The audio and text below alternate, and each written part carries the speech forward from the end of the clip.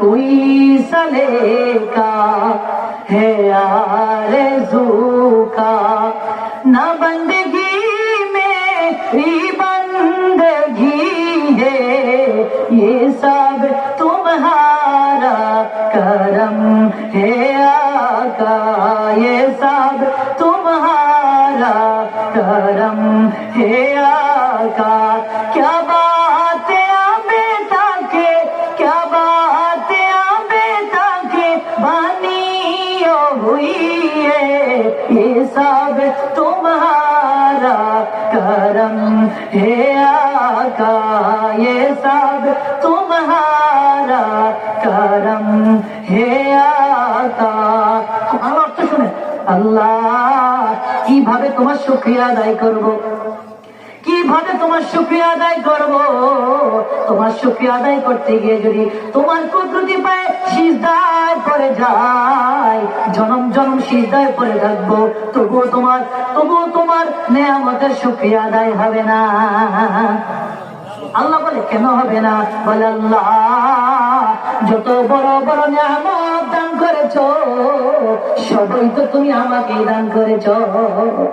আল্লাহ সর্বশ্রেষ্ঠ নবী মুহাম্মদুর রাসূলুল্লাহ সাল্লাল্লাহু আলাইহি ওয়াসাল্লামের উম্মত হিসেবে আমাকে স্বীকৃতি দিয়েছো। সর্বশ্রেষ্ঠ কিতাব কোরআনুল কারীম আমাদেরকে দান করেছো। সর্বশ্রেষ্ঠ জাতি নবীর মুসলিম জাতি হিসেবে আমাদেরকে স্বীকৃতি দিয়েছো। ওগো আল্লাহ এই রকম নিয়ামত মুসা নবীর উম্মতদেরকে দাও নাই, ঈসা নবীর উম্মতদেরকে দাও নাই, নূহ নবীর উম্মতদেরকে দাও নাই।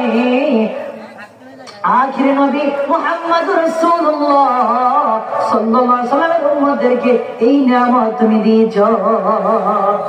এইজন্য কবি বলে क्या बात आबे ताके क्या बात आबे ताके बानी हुई है ये सब तुम्हारा करम है आका ये सब तुम्हारा करम है आका।